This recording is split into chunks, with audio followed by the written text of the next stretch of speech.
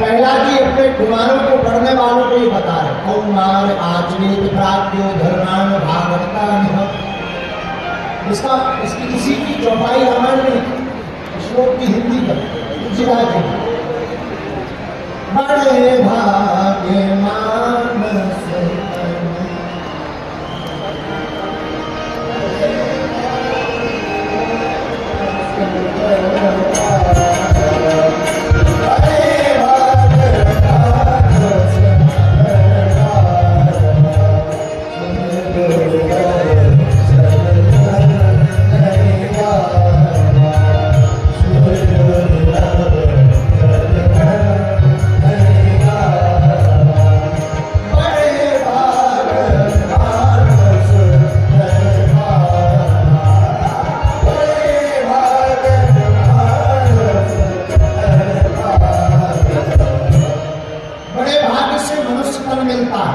कैसे मिलता है? बोलो बोलो, बड़े भाग्य से। भैया 84 लाख योनियां भगवान ने हम लोगों पे कृपा की, मनुष्य तन दिया, ये भगवान की पहली कृपा। और दूसरी कृपा ये है कि भारत जैसा वतन दिया।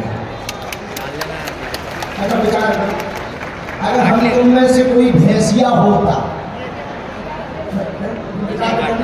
हम तुम में से कोई भैंसिया या भैंसिया नहीं कुछ और समझ लो, जेबरा होता तो क्या कथा में बैठा होता? बोलो, कहीं बंधे होते या जंगल में पड़े होते या कहीं खड़े होते। भगवान की कृपा, उन्होंने मनुष्य तन दिया। लेकिन दूसरी कृपा और बड़ी है, मनुष्य तन मिलना बड़ी बात नहीं है, पर भारत जैसा वतन मिलना और बड़ी है। ऐसे समझो, मान लो मनुष्य तो बनते पर चाइना में होते,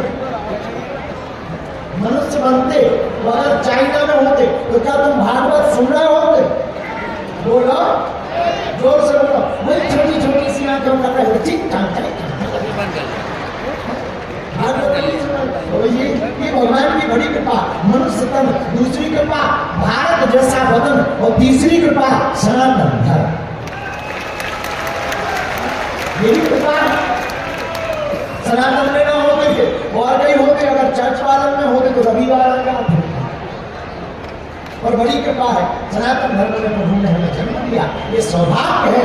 इसलिए मेरे पागलों, हमें तुम पर और तुम्हें अपने सनातन पर गर्व होना चाहिए कि हम हिंदू हैं और हिंदुस्तान हमारा है। इसलिए हमने भागवत कह रही है,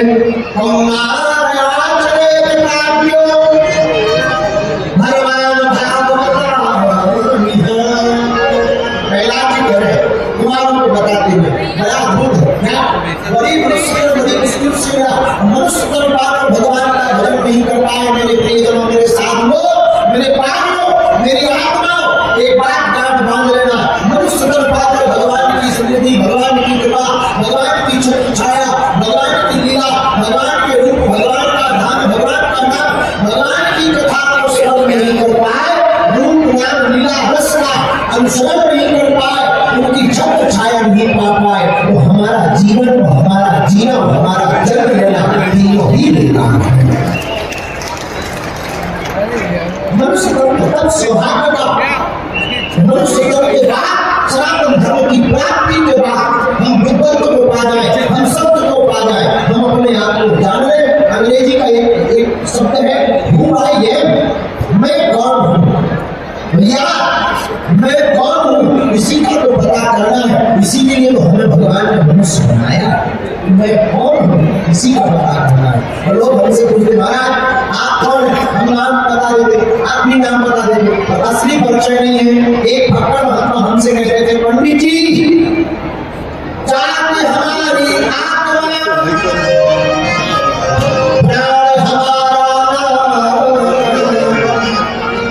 अलग हमारा इष्ट है, धर्म हमारो राम। ईश्वर अंश जीव अनासी चेतन अमर सर्ग सुखवासी, हम सब भगवान के अंश वत्सल हैं। प्रहलाद जी ही संभाल है। और दोनों हाथ उठा करके सभी मित्रों से, सभी पढ़ने वाले सहपाठियों से करवा रहे कीर्तन, श्रीमन नारायण नारायण।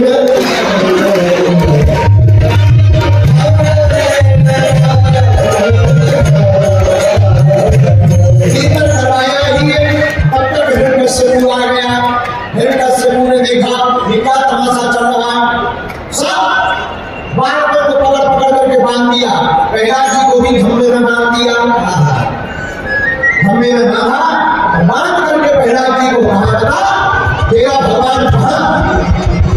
मेरे पागलो, हमने दूसरे दिन की कथा में तुम्हें एक सूत्र दिया था, भगवान कहाँ? जहाँ भक्ति की, हाँ भगवान वहाँ। तुम बताओ पिताजी भगवान कहाँ नहीं है? मैं पूछा तुम कहाँ नहीं? भगवान सर्वत्र है, हरि व्यापक सर्वत्र समाना, प्रेम से प्रकट होई में जाना, ईशावास्यमिदं सर्वम, सब जगह भगवान ब्रह्म विराजमान, कण कण में कंकड़ में रूप रस सभा में भगवान सभी लोगों में विद्यमान है, सर्वत्र रूप में विद्यमान है। बोले पर भगवान प्रकट क्यों नहीं होते? बोले प्रेम से प्रकट हो ही में जाना, जो प्रेम से भगवान को प्रकट करेगा वही भगवान प्रकट हो जाएगा।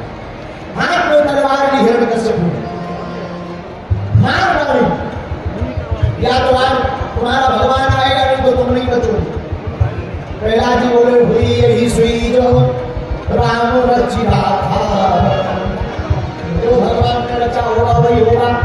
और पिताजी तुम्हें लगता है कि तुम हमें मार डालोगे, हमें लग रहा है कि तुम नहीं बच गए। पिताजी बोले हिरण्यकश्यप तुम कैसी उल्टी बातें करते हैं, हम नहीं बच रहे थे। अरे हमारे पास पुलिस सिक्योरिटी है 6-6 लेयर की, क्या? अरे तुम जानते नहीं हमें वरदान मिले, क्या वरदान? ना मैं दिन में मरूंगा ना रात में, ना मैं ऊपर मरूंगा ना नीचे, ना मैं बाहर मरूंगा ना भीतर, हमें कोई नहीं मार सकता। प्रहलाद जी बोले थोड़ी देर में देख रहे ड्रामा पूरा फैल जाएगा। और फिर क्या? हाथ में तलवार ली और जैसे ही मारने के लिए किया, सरसोत्थान करते हुए खंबा फट गया, कबर कटवानो तो संजीत न प्रसानो, चितवत सरोज बनवानो अब खावत है, कबर कटवावे संजीत न प्रसावे, चितवत सरोज बनवानो अब खावत है। खंबा फट गया, पृथ्वी कांप गई, आधा नर और आधा सिंह बनकर भगवान नरसिंह प्रकट हो गए।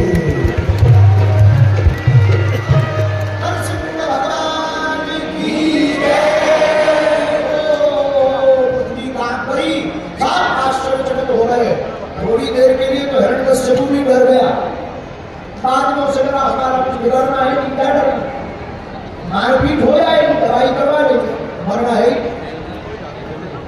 भगवान ने हिरण्यकश्यप से बंद युद्ध प्रारंभ किया, पकड़ करके बाहर की देहरी पर जाकर के नरसिंह भगवान बैठ गए, अपनी जंघों पर हिरण्यकश्यप को लिटा दिया। हिरण्यकश्यप हंसता हुआ बोला हम मरेंगे ही नहीं, तुम चाहे तो कर। भगवान बोले क्यों नहीं मरोगे? बोले हमें वरदान है, ना मैं बाहर मरूंगा ना भीतर। भगवान बोले भाई साहब ना तुम बाहर हो ना भीतर, बीच के बीच सेंटर में बैठे हो, देहरी पर बैठे हो। हिरण्यकश्यप बोला तब भी नहीं मरेंगे। बोले क्यों? ना मैं ऊपर मरूंगा ना नीचे। भगवान बोले ना अपर में हो ना डिपर में, बीच के बीच हमारे ऊपर लिफ्ट से टंगे हो, जंगों पर लेटे हो, बचने वाले नहीं हो। हिरण्यकश्यप बोला तब भी मैं नहीं मरूंगा। बोले क्यों? ना मैं अस्त्र से मरूंगा ना शस्त्र से। भगवान अपने नाखून दिखा के बोले कि देखो स्पेशल तुम्हारे लिए बड़े किए, अभी इनका उद्घाटन भी नहीं हुआ, गीता यही कटना है तुम्हारी आंखों से। हिरण्यकश्यप बोला तभी नहीं मार सकते। भगवान बोले क्यों? अरे हिरण्यकश्यप बोला हमें वरदान है। क्या वरदान? बोले ना मैं नर से मरूंगा ना जानवर से, लो अब तो बच गया। भगवान बोले हमारी सेटिंग देखो, ये ब्रह्मा जी की फैक्ट्री में भी प्रोडक्ट नहीं बन रहा है, वहां से प्रोडक्ट बनता ही नहीं है, पहली प्लास्टिक सर्जरी अपन ने ही की है। हिरण्यकश्यप बोला मतलब? बोले देख लो 50 नर है 50 सिंह, इसलिए कहते लोग हमें नरसिंह है। अभी हिरण्यकश्यप बोला मरने वाला नहीं। भगवान बोले क्या? बोले हमको वरदान है। क्या वरदान? 12 महीनों में से किसी महीने में नहीं मरूंगा। भगवान बोले इसीलिए 13वां महीना स्पेशल तेरे लिए नया लॉन्च करके आए हैं। ये जो अधिक मास का महीना है तेरे लिए बनाया है स्पेशल। अब हिरण्यकश्यप डरने लगा कि अब तो बचने वाले नहीं है। अंत तो भगवान ने अपने दोनों नाखूनों को उधर में विलीन किया और उधर को फाड़ करके अग्नियों को ऊपर निकाल करके हिरण्यकश्यप का उद्धार कर दिया। नरसिंह भगवान की प्रहलाद जी को भक्ति दी। 9वें स्कंद में राम अवतार की कथा है। पहले आए राम जी, बाद में आए श्याम जी। सूर्य वंश में आए राम जी, चंद्र वंश में आए श्याम जी। कथा का क्रम भी बढ़िया है और भारत का माहौल भी बढ़िया है, क्योंकि पहले बैठ गए राम जी, कुछ दिनों में बैठेंगे अब श्याम जी। कथा का क्रम भी ऐसा है और भारत में क्रम भी ऐसा चल रहा है। 22 जनवरी को पहले बैठ गए राम जी, अब थोड़ी दिनों बाद बैठेंगे श्याम जी। पहले कहते थे माखन राम लला हम आएंगे, मंदिर वही बनाएंगे। अब हमने नया नारा करवा लिया, कृष्ण लला हम आएंगे, माखन मिश्री खिलाएंगे। बोलो जय सिया राम, जोर से बोलो।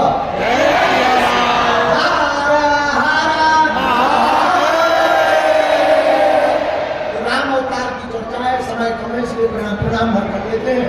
अयोध्या में राम जी प्रकट हुए, उसके बाद सूर्य वंश में राम जी, चंद्र वंश में श्याम जी।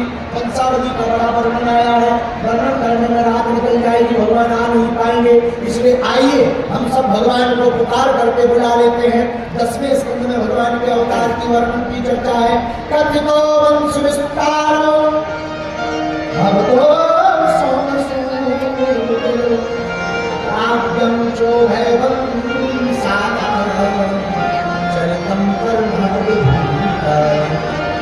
दसम स्कंद में भगवान प्रकट है।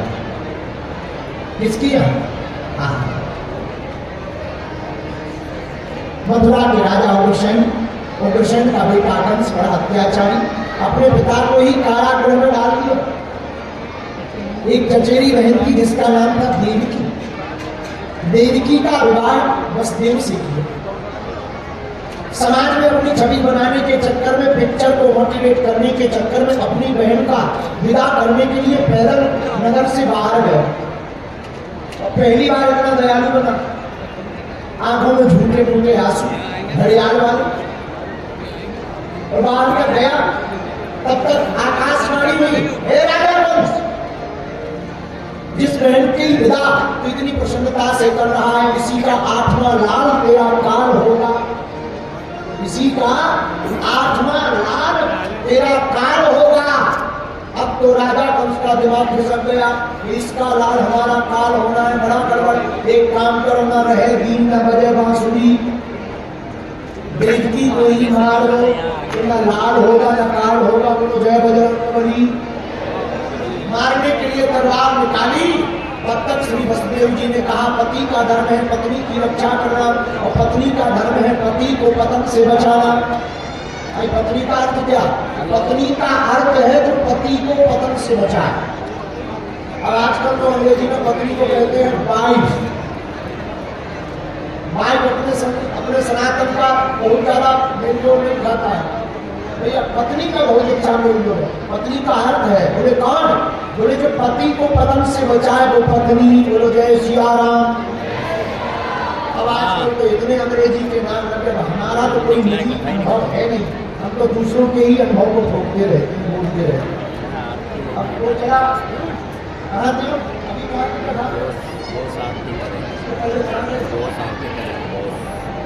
हाँ नेपाल में हमको एक सज्जन मिले, बोले गुरुजी हमें तो पत्नी को आजकल भाई कहते हैं। बोले नहीं गुरुजी, अब आजकल तो बेबी कहते हैं। अरे हमारा जय हो जय बजरंग। आजकल पति को भी बेटू कह रहे हैं, बेटू। हाँ बेटू चल रहा है। बताओ पति भी बेटू हो गया। हनुमान जी बता रहे जय बजरंग, बड़ा घोर करने वाला। पति का धर्म है पत्नी की रक्षा करना। वसुदेव की रक्षा के लिए खड़े हो गए। महाराज ये आपकी बहन है, स्त्री पर हाथ उठाओगे आपकी छवि खराब होगी। इसका 8वां लाल तुम्हारा काल है, हम वचन देते हैं, तो उसको हम तुम्हें दे देंगे, सभी पुत्रों को दे देंगे। वापस मथुरा आ गए। एक एक करके राजा कंस ने 6 पुत्रों को मार डाला। 7वें गर्भ में जब 7वां गर्भ आया, भगवान ने संकर्षण क्रिया के द्वारा इधर गर्भपात की खबर कर दी, उधर संकर्षण क्रिया के द्वारा रोहिणी के गर्भ में स्थापित कर दिया। और उससे प्रकट है दाऊ भैया। बोलो दाऊ भैया की। धीरे धीरे समय वही आ गया। कौन सा समय? जिनका हमको इंतजार है, जिन प्रभु के प्रकट होने का हम सबको इंतजार है, उन्हीं प्रभु के प्रकट होने का समय आ गया। बोलो वृंदावन बिहारी लाल की जय, श्री सीताराम भगवान की जय, गौ माता की जय, श्री सीताराम नाम भगवान की जय। देवता स्तुति करते हैं।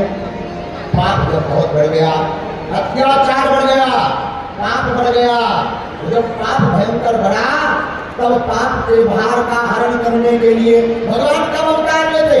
रामायण में गोस्वामी जी ने लिखा, जब जब हो ये धर्म की हानि, जब जब हो ये धर्म की हानि,